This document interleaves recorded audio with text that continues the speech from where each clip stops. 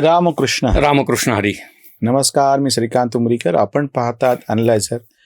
Like करा, share करा, subscribe करा. लोकशाही झरा वारकरी खरा ही मालिका आपण चालवत आहोत. जयंत देशपांडे धानोरकर यांच्याशी चर्चा करत आहोत. जयंतराव नमस्कार. नमस्कार. आपल्या मागच्या ह्याच्यामध्ये एक बोलता बोलता संदर्भ आला आणि विषय दुसरा असल्यामुळे आपण तो तिथे थांबवला.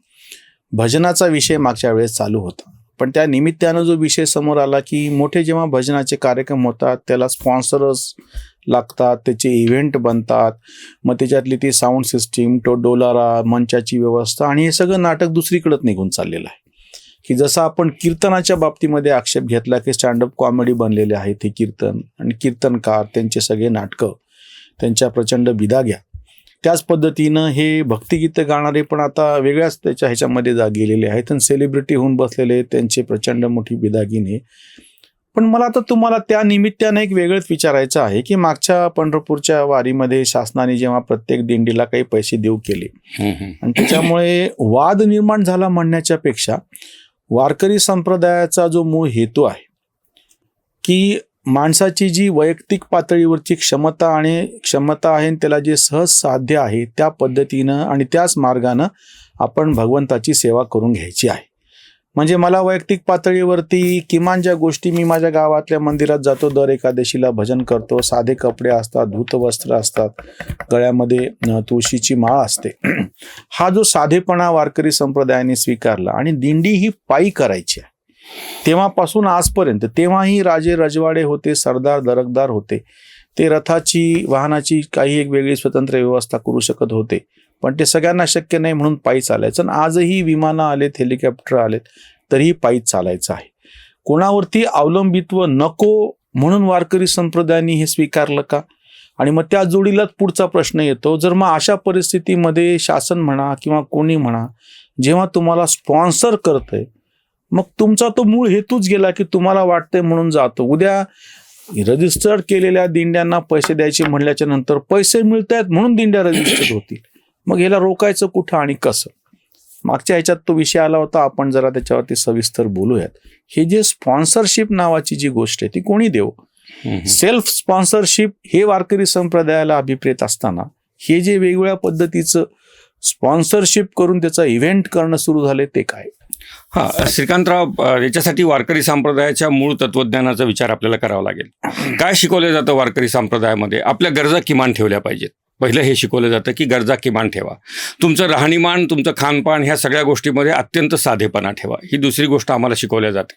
तिसरी गोष्ट शिकवल्या जाते ते स्वावलंबन शिकवलं जातं की जे काही करायचं ते आपल्या आपल्या ताकदीवरती आपल्याला करायचं आहे, जेवढं जमतं तेवढं करायचं आहे, अट्टहास नाही आहे. आणि चौथी आणि सगळ्यात महत्त्वाची गोष्ट सांगितली जाते की तुम्ही वारकरी म्हणून जे जे काही करता आहात त्याच्यामध्ये तुमचा प्रधान हेतू त्या भगवंताशी तादात्म्य साधणे हा असला पाहिजे. आता हे आम्हाला सांगितलेलं आहे. मग त्या आमची वारी आहे, मग त्याच्यामध्ये दिंडी आहे, गावातली पालखी आहे, गावातलं भजन आहे, गावातला सप्ताह आहे, आमचं घरामधलं स्वतःचं एक आचरण आहे वारकरी म्हणून. ह्या सगळ्या गोष्टींच्या मध्ये आम्हाला ह्या गोष्टी पाळायच्या आहेत की किमान गरजा असाव्यात, साधेपणा असावा, स्वावलंबनाचा विचार असावा आणि त्याच्याशी तादात्म्य आमचं त्या ठिकाणी तुटू नये, ह्या गोष्टी आम्ही बघितल्या पाहिजेत. पण दुर्दैवाने तुम्ही म्हणता ना, ती परिस्थिती आता ओढवलेली आहे. खरं पाहिलं तर काय माहिती आहे का, आता तुम्ही असं म्हणाल की मग ज्यांना घडत नाही त्यांनी काय करावं? ठाईचं बैसोनी करा एक चित्त, आवडी अनंत आळवावा. सांगितलंय ना, कुठं जायचंय आम्हाला? तिथे जायची गरज नाही ना पंढरपूरला. कुठे सगळे संत लागले तिथे पंढरपूरला रोजच चाललेले आहेत? नाही होते असं.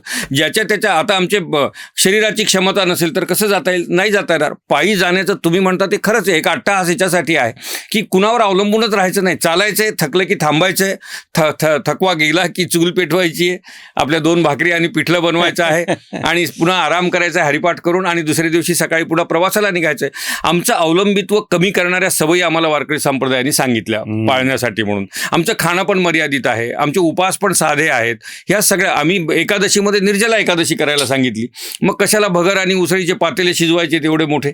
ते शेंगदाणे कुठल्या भावाचे झालेले आहेत. स्पॉन्सरशिप येते कुठून? त्याचं उत्तर ते शेंगदाण्याचा भाव पण आहे. म्हणजे ह्या सगळ्या गोष्टी ज्या आहेत, तर गरजा, साधेपणा, किमान गरजा, साधेपणा, स्वावलंबनाचा विचार आणि प्रधान हेतूशी तादात्म्य, ह्या गोष्टी जर आम्ही ठेवल्या तर आम्हाला ह्या बाकीच्या गोष्टींकडे जाण्याची गरज पडणार नाही. परत मी नेहमी म्हणत आलेलो आहे की तुम्ही फार धाडसानं मांडता आणि त्याच्यामुळं तुम्हालाच कुठं बहिष्कृत केलं जातं की काय, अशी मला भीती वाटायला लागते. त्याला लागून येणारा जो दुसरा मुद्दा होता की सरकारने दिंड्यांसाठी 10,000 रुपयाचं अनुदान, 20,000 अमाऊंट वेगळी गोष्ट आहे, हो. छोटी मोठी आहे, हा पण मुद्दा नाही. काय जण म्हणतील एवढू शिकता अमाऊंट आहे, तुम्हाला काय झालं त्याच्यावरती आक्षेप घ्यायला. मुद्दा तो नाहीये. म्हातारी मेल्याचं दुःख नाही पण काळ सोकावतो आपल्याकडे म्हणतात तसं. मला तुम्हाला हा मूलभूतच प्रश्न आता विचारायचा आहे. ह्या ज्या दिंड्या नावाची गोष्ट आहे, ज्या गावोगावून शेकडो वर्षांपासून परंपरा म्हणून सुरू झालेली आहे, ती उत्स्फूर्तपणे सुरू झाली. ते काही कोणी GR काढलेला नव्हता की आता ह्या गावातून किंवा प्रत्येक तालुक्यातून एक दिंडी निघाली पाहिजे किंवा प्रत्येक ग्रामपंचायतमधून एक दिंडी, असं काही GR निघालेला नाहीये. उत्स्फूर्तपणे लोकांनी केलेलं. आणि आता जेव्हा तुम्ही त्याला असं म्हणता की 20,000 रुपयाचं अनुदान द्यायचं, आणि कुठल्याही अनुदान संस्कृतीचं नंतर काय होतं आपल्याला माहिती आहे, ह्याच्याबाबत तुम्ही सांप्रदायिक म्हणूनही आणि संप्रदायाचा मूळ विचार म्हणूनही माझ्या पुढे जरा आमच्या श्रोत्यांपुढे ही सगळी भूमिका ठेवा. खरं पाहिलं ना तर श्रीकांतराव, तुमच्या पुढे वारकरी म्हणून मला माझी लाज वाटते आहे. अशा अर्थाने वाटते आहे की आम्हाला अनुदानापर्यंत का पोहोचावं लागलं. आमचा जो विनेकरी असतो ना त्या दिंडीमधला, दिंडी मालक जो असतो, ज्याला आम्ही मालक, चांगल्या अर्थाने मालक शब्द येतो, तो दिंडी मालक आणि विनेकरी जेव्हा तो 200-400 किलोमीटरचा प्रवास करतो ना, मुक्ताईनगरपासून पंढरपूरपर्यंत, पैठणपासून पंढरपूरपर्यंत, अजून कुठून पंढरपूरपर्यंत, तो प्रवास करताना दिसणारा प्रत्येक माणूस त्याच्या पायावरती डोकं ठेवतो. त्याला भगवंत स्वरूप समजतो. ही त्याची पात्रता आहे, हा त्याचा दर्जा आहे. आणि इथे तोच माणूस 8 दिवस आधी जर तहसील ऑफिसमध्ये जाऊन माझ्या अनुदानाचं काय झालं म्हणून कागद घेऊन जासेल, दुर्दैव आमच्या संप्रदायाचं. कशासाठी अनुदान पाहिजे आहे? आवश्यकता नाही आहे ना. आमच्या अशा दिंड्या आहेत वर्षानुवर्ष चालणाऱ्या की त्या दिंड्यांचे मुक्काम ठरलेत. त्या मुक्कामात कोण जीव खाऊ घालणार ते पण ठरलंय, कोण कुठली व्यवस्था करणार ते पण ठरलंय.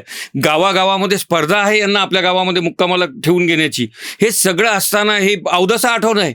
संप्रदाय जर पैसे घेत असेल त्या दिंडीसाठी 20,000, 40,000, 10,000, तुम्ही म्हणाले तसं अमाऊंट मे डिफर, काही फरक पडत नाही अमाऊंट काय आहे, पण ही लाचारी कशासाठी पाहिजे आहे. आता मुद्दा असा येतो की कुणी आपल्याला म्हणू शकेल की मग सरकार आहे, आपलंच सरकार आहे, पैसे आपलेच आहेत, त्याचा आपण विनियोग घेत, त्याच्या विनियोगाचे 10 माध्यम आहेत ना.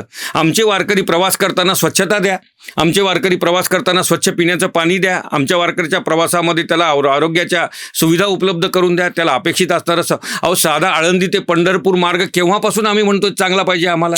अजूनही झालाय काही, पण अजूनही काही शिल्लक आहे. आमच्या इकडचे पण जे मार्ग आम्ही दिंडी मार्ग म्हणून करतोय त्या मार्गांचं काय आहे, कुठपर्यंत काम आलेलं आहे, कशा पद्धतीने चालू आहे. मला वाटतं शासनाची जी भूमिका असणार आहे ना, ती भूमिका निश्चित स्वरूपामध्ये सुविधा उपलब्ध करून देणं, फॅसिलिटेशन, आणि that too for a large. मला थोडंसं मी तोडतो कारण की हाच विषय थोडा आपण विस्तारानं आम्हाला सांगा. 2 मधला आपण फरक नीट करूयात. एखादी दिंडी आहे, तिथं 5, 25, 100 एक माणसं आहेत, त्यांना तुम्ही पैसे देतात, हे आपण त्याच्यावर टीका करतोय. आणि बरोबर तुम्ही दुसरा जो मुद्दा उपस्थित केला, जे दिंडी मार्ग आहेत, सगळ्या संतांची जी गावं आहेत तेव्हापासून तिथून दिंड्या निघतात ते पंढरपूरला. आणि हे वर्षानुवर्ष चालू आहे. परभणी माझं गाव आहे, गजानन महाराजांची दिंडी आम्ही लहानपणापासून पाहत आलेलो, त्या गावातून जाते ते. मला तुम्हाला जो प्रश्न विचारायचा तुम्ही तो नेमका उपस्थित केलात. हे जे दिंडी मार्ग आहे, या दिंडी मार्गावरची गावं, मुक्कामाची ठिकाणं, त्या ठिकाणच्या शौचालयाच्या म्हणजे स्वच्छतागृहाच्या सोयी, पिण्याच्या पाण्याच्या सोयी, आरोग्याच्या बाबतीत तुम्ही म्हणालात त्या सोयी, त्याच्यामुळे ह्यांना चालण्यासाठी तो जो प्रत्यक्ष रस्ता आहे दिंडी मार्ग, तो चांगल्या अवस्थेमध्ये असणं. मोटर रोड असावा ती गोष्ट वेगळी, म्हणजे एरवी पण या दिंडी मार्गावरून लोक प्रवास करतातच, म्हणजे हे काही फार मोठी वेगळी मागणी केलेली आहे आणि काही तुम्ही आभाळातून कोसळले असं नाहीये. हे मार्ग राज्य रस्ते म्हणून त्यांना दर्जा द्या, विशेष दिंडी मार्ग म्हणून दर्जा द्या आणि त्यांचा विकास करा. मग आपल्याला तुम्हाला असं म्हणायचं आहे का की शासन आणि बाकी सगळ्यांनी मिळून किमान ह्या, जसं तुम्ही सुविधा असा शब्द वापरला, सगळ्याला सोयीस्कर, तेवढ्या पुरतं तुमचं जबाबदारी आहे, तुम्ही ते करा आणि बाकीच्या मध्ये तुम्ही हस्तक्षेप करू नका. अगदी 100% तुम्ही ती शासनाची म्हणून जी व्यवस्था आहे त्या व्यवस्थेने हे बघावं की ह्या दिंडीला सुखरूप पंढरपूरला पोहोचता आलं पाहिजे. मग त्यातले जे जे घटक आहेत, स्वच्छता, आरोग्य, पाणी, रस्ते, ह्या सगळ्या गोष्टी शासनाने बघाव्यात. परंतु या दिंडीला 20,000 रुपये अनुदान, 25,000 रुपये अनुदान, काय होईल माहिती आहे का? लोक विनाकारण रजिस्ट्रेशन पण, कारण रजिस्ट्रेशन लागणार, मग रजिस्ट्रेशन करणार. आणि तुम्हाला माहिती आहे, योजना खरंच चांगली असली एखादी तरी त्याच्या अंमलबजावणीतले सगळे टप्पे आपल्याला माहिती आहेत, हे सगळं तिथे पण चालणार आहे. मग अशा परिस्थितीमध्ये वारकऱ्यांच्यासाठी असं अनुदान देऊन सरकार मिळवणार काय आहे? त्या 20,000 काहीच होत नाही. आमचं एक आधान असतं, ते 5-5 क्विंटल आणि 4-4 क्विंटल आम्हाला धान्य शिजवावं लागतं मोठ्या दिंडीमध्ये आणि मोठ्या मुक्कामामध्ये. ह्या 20,000 काय होणार आहे? परंतु काय झालं माहिती आहे का, लोकप्रिय होणं, लोकांना आवडणाऱ्या, मग वारकऱ्यांच्या दिंडीसाठी शासनाने पैसे दिले, रेनकोट दिलेत काय, रेनकोट दिले, हे सगळं. अहो हेच तर नाहीये, भजन करणारे जे लोक आहेत त्यांना साहित्य घ्यायसाठी पैसे, त्यांना साहित्य घ्यायसाठी कशाला पैसे? वारकऱ्याच्या पेन्शनचा पण विचार आला श्रीकांतराव अलीकडे शासनासमोर, तो पण मुद्दा लोक मांडतायत की वारकऱ्याला पेन्शन पाहिजे आहे. कशाला? कलावंतांच्या पेन्शनचं समजू शकतो, त्यांनी साधना केली आहे, त्याच्या उपजीविकेचं साधन ते आयुष्यभर होतं, आता शारीरिक थकव्यामुळे त्याला ते साधन वापरता येत नाही, मग त्याची उपजीविका चालण्यासाठी म्हणून त्या कलावंताला म्हणून ती पेन्शन आहे. मग त्याच्यामध्ये वारकरी मग आता काय होईल माहिती आहे का? आधार कार्ड काढायचे, पॅन काढायचे, तेव्हा वारकरी कार्ड पण काढा ना मग, की माझ्या घरामध्ये 50 वर्षाची परंपरा आहे, आता मला वारकरी कार्ड द्या आणि सवलती सुरू करा. वारकऱ्यांच्यासाठी मी सांगतो ही धोक्याची घंटा आहे. तुम्ही आपले कान दुसऱ्याच्या स्वाधीन करायला लागलेला आहात सरळ सरळ. आता काय होणार म्हणजे दुर्दैवाने असं होऊ नये, होणार नाही पण कदाचित, पण असंही होईल की ज्यांनी आम्हाला अनुदान दिले, ज्यांच्या कृपेमुळे आमचं अनुदान झालंय, ज्यांच्या कृपेने आमची पेटी, तबला, टाळ, मृदंग गावात आले, ते गावात आले तर त्यांच्या स्वागताला आमची दिंडी आणा. आता तुमचे 50 लोक, आमची दिंडी त्याच्यासाठी नाही आहे, त्या परमपिता परमेश्वरासाठी ती दिंडी आहे. तो मृदंग वाजवायचा आहे, तो त्याच्यासाठी वाजवायचा आहे, टाळ त्याच्यासाठी वाजवायचा आहे. पण आता तुम्ही एकमेकामध्ये अडकता नाही या सगळ्या गोष्टींच्या मध्ये. आपण अनुभव घेतलेला आहे. तुम्ही उपकाराच्या ओझ्याखाली दबून उद्या जर तुमचे टाळ, मृदंग आणि तुमच्या पावल्या ह्या एखाद्या मोठ्या नेत्यासाठी किंवा मोठ्या अधिकाऱ्यासाठी त्याच्या स्वागतासाठी वापरल्या जात असतील, हे दुर्दैव आहे ना. आणि ह्या चक्रातून बाहेर पडायच्या ऐवजी माझं म्हणणं त्याच्यात पडूच नका ना, त्याच्यात पडायची आवश्यकता नाही. कुठल्याही प्रकारचं अनुदान वारकरी संप्रदायाने घेऊ नये अशी माझी सक्त भूमिका आहे. कुठल्याही गरज नाही, आम्हाला जसं जमल तसं आम्ही चालू, जसं ते काय म्हणतात ना ते की भगवंताची इच्छा असेल तशा प्रकारचं होईल. मी पोहोचायचं तर पोहोचेल पंढरपूरला, नाही तर अर्ध्यातून परत येईल. त्याची जशी इच्छा आहे तशी, त्याच्या इच्छेने चाललंय ना सगळं, मग त्याच्या इच्छेने चालू द्या ना. हे हस्तक्षेप जे होणार आहेत ना, या हस्तक्षेपाचा भविष्यामध्ये एक वाईट परिणाम तुम्हाला आम्हाला भोगावा लागणार आहे. आणि संप्रदायाला तुम्हाला आम्हाला का म्हणतोय मी, तुम्हाला म्हणत असताना मी नॉन वारकरी कम्युनिटी पण त्यात लक्षात घेतो. हीच तर एक गोष्ट चांगली आहे. याच गोष्टीवरती भरोसा ठेवून आपण संप्रदाय नीट चालू शकतो. त्याही गोष्टीमध्ये तेच आणून ठेवायचं आहे का पुन्हा आम्हाला, की ज्याच्यामध्ये ते आम्हाला ताब्यात घेता येईल, कब्जा करता येईल, त्याला पाहिजे तसं वापरता येईल, त्याच्या मूळ हेतूपासून विसंगत त्याला घेऊन जाता येईल. वारकऱ्यांनी फार जाणीवपूर्वक आपली भूमिका सिद्ध केली पाहिजे. या 20,000च्या 50,000च्या अनुदानासाठी त्या खेटे घालायसाठी आम्ही नाही आहेत तिथे. नाही झालं तर नाही वाद्य आमच्याकडे आले तर काय बिघडते, नाही दिंडीला पैसे मिळाले तर काय, आणि नाहीतरी त्यातला एक व्यवहार आहे अर्थव्यवहार, त्या व्यवहारावर पण बघायला पाहिजे आहे. भरपूर येते, तेवढ्यामध्ये आमची दिंडी होऊ शकते. काय माहिती का, तुम्ही हे जे काही सरकारकडनं पैसा येतो ना, त्याला अर्थ म्हणतो आपण त्या भाषेमध्ये. त्या अर्थाबरोबर आपण 15 अनर्थाची चर्चा केली होती. त्या 15 अनर्थात तो पैसा कुठे दबून जाईल तुम्हाला कळणार पण नाहीये. त्यामुळे अनुदान आणि वारकरी संप्रदाय, त्याच्यानंतर अशा प्रकारची मदत आणि वारकरी संप्रदाय. राहिला प्रश्न राजकीय नेतृत्वाचा. राजकीय नेतृत्व मुळातच वारकरी असेल तर त्यांनी कितीही द्यावं ना तिथे, परंतु त्याचा वारकरीशी काही संबंध नाहीये. पण आता त्याला वाटायला लागलं हे माझे मतदार आहेत म्हणून तो देत असेल तर मग ते पण मला वाटतं की त्याच्याबद्दल पण वारकरी संप्रदायाने विचार केला पाहिजे ह्या संदर्भामध्ये. आणि कुठल्याही प्रकारची देणगी नको, अनुदान नको, आम्ही आमचं करतो, आमच्या पायावरती उभं राहतो. 850 वर्षापासून ज्ञात इतिहास आमच्या जवळ आहे, त्याच्या आधीपासून आमचं सगळं हे चालू आहे भागवत संप्रदायाचं. कुठे अडलंय आमचं घोडं? अडलंच नाही ना. मग आता त्या घोड्याला कशाला पुन्हा, ते जे घोडं आहे तसंच चालू द्या ना. त्याला झुली पांघरायच्या, त्याला काय रंगीत करायचं, त्याला मेखले घालायचे, कोणी सांगितलंय? नाही, आवश्यकता नाही. तुम्ही फारच परखड बोलता आहात. आणि दुसरा एक मुद्दा मला त्या अनुषंगानं पण तुम्हाला विचारायचा आहे की आपण मागच्या याच्यात चर्चा केली होती की वैयक्तिक पातळीवरती जी तुमची क्षमता आहे, तुम्ही चालू शकता म्हणून पायी दिंडी करायची आहे. तुम्ही धूत वस्त्र घालता आहात, तुम्ही गळ्यात माळ घालता आहात, तुम्हाला जाता येत नाही तर तुम्ही गावातल्या मंदिरामध्ये एकादशीला कीर्तन करता आहात, एकादशीचा साधा उपास करता, तोही निर्जळा एकादशी, बाकीचं काही न करताना. मग हे परत जो मुद्दा मी नेहमी मांडत आलेलो आहे की हे कुठेतरी लोकशाहीचं मूळ आहे. हो, तुम्हाला पैसा देऊन कोणीतरी अंकित करून घेते म्हणजे पहिल्यांदा काय करते तर तुमचं स्वातंत्र्य हिरावून घेत आहे. तुम्हाला व्यक्त होण्याचं तुमचं सगळं स्वातंत्र्य जाणार आणि मग त्या दिंड्या उद्या दुसऱ्याच कोणत्या तरी नेत्याच्या, दुसऱ्या कुठल्या तरी तथाकथित अधिकारी वर्गावरच्या कोणाच्या त्यांच्या कच्छपी लागणार आहेत. ते लागू नये, त्या पूर्णपणे विठ्ठलाला शरण असाव्यात अशी ती भूमिका आहे. त्याच्यामुळं सगळ्या त्या वारीच्या मार्गावरतीच्या असलेल्या सोयी सवलती आणि अडचणीही त्या दूर कराव्यात. शासन म्हणून कर्तव्य आहे, स्वयंसेवी संस्था म्हणून कर्तव्य आहे. पण त्या जोडीला प्रत्येक वारकऱ्याचं पण हे कर्तव्य किंवा वारकरी नसलेल्या इतरांचंही कर्तव्य आहे की आपल्याला यांचं स्वातंत्र्य अबाधित ठेवायचं असेल तर अनुदानाच्या अशा पद्धतीने त्यांना अंकित करून घेऊन त्यांचं स्वातंत्र्य हिरावून घेऊ नये. एक शेवटचा मुद्दा मला तुम्हाला विचारायचा आहे. नेहमी काय होते की ज्या मार्गावरून ही वारी जाते पंढरपूरची, विशेषतः आषाढीची, बाकीच्या वारी तुलनेनं थोड्या छोट्या असल्यामुळे त्याची चर्चा होत नाही, त्या मार्गावरतीच्या बाकीच्या ज्या सगळ्या संस्था आहेत, मंदिरं आहेत, बाकीच्या सगळ्या ज्या व्यक्ती कार्यरत करणार आहेत त्यांचं पण बऱ्याचदा जे सगळं वर्तन असतं ना ते सगळं असं हे अंकित करून घेण्याचं आहे. म्हणजे या ठिकाणी काहीतरी चमचमीत जेवण मिळालेलं आहे की या ठिकाणी काहीतरी इतका सन्मान केला गेला आणि त्यांना अशा उंची शाली दिल्या गेल्या, फेटे पांघरल्या गेले. यानं काय होतं की त्याच्यामध्ये एक भेदभाव तयार होती. एक गाव आहे की त्यानं साधं पिठलं भाकरी खाऊ घातली वारकऱ्यांना, ते ठिकाणी पुरणाच्या पोळ्या खाऊ घातल्या. म्हणजे हे जसं सरकारकडून आपण म्हणतो तसं हे संस्थांकडून पण अपेक्षित आहे. ह्याच्यावर थोडासा तुम्ही खुलासा करा. अगदीच बरोबर आहे तुमचं. खरं पाहिलं तर देहबुद्धीचा विसर पडण्यासाठी म्हणून ही आम्ही वारी करायला लागलेलो आहोत. आणि हे चमचमीत पदार्थ जे म्हणतात ते देहबुद्धीचं जिवंत उदाहरण आहे.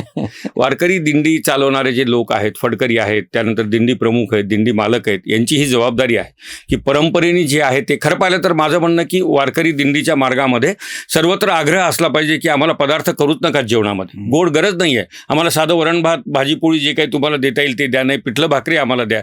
कारण आमचं खाण्याकडे लक्ष नको आहे, आमचं त्या भगवंताकडे लक्ष असलं पाहिजे.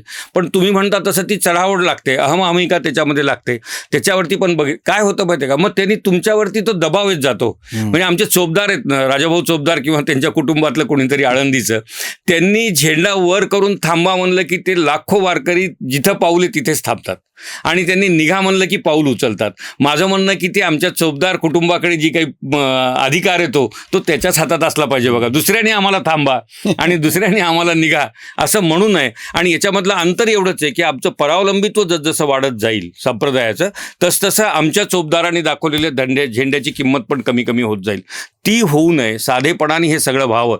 खरं पाहिलं तर ना, ह्या गावागावातनं पंक्ती देताना त्यांचा अन्नदानाचा हेतू असतो, ते माऊली समजून आम्हाला ते खाऊ घालतात. परंतु आमची अशी भूमिका असली पाहिजे की नाही, आम्हाला तुम्ही पाणी द्या आणून, फक्त बस झालं, आम्ही आमचं स्वयंपाक करून खातो. ती खरी वारी आहे. पण आता ठीक आहे, अलीकडच्या काळात आपण तेवढं स्वीकारलंय की लोकांनी पंक्ती द्याव्यात, कारण ते सामूहिक एकत्र लोक येऊन करतात, पट्टी करून करतात, त्यांची भावना असते, त्यांची इच्छा असते, त्याला आपल्याला रोखता येत नाहीये, तिथपर्यंत ठीक आहे.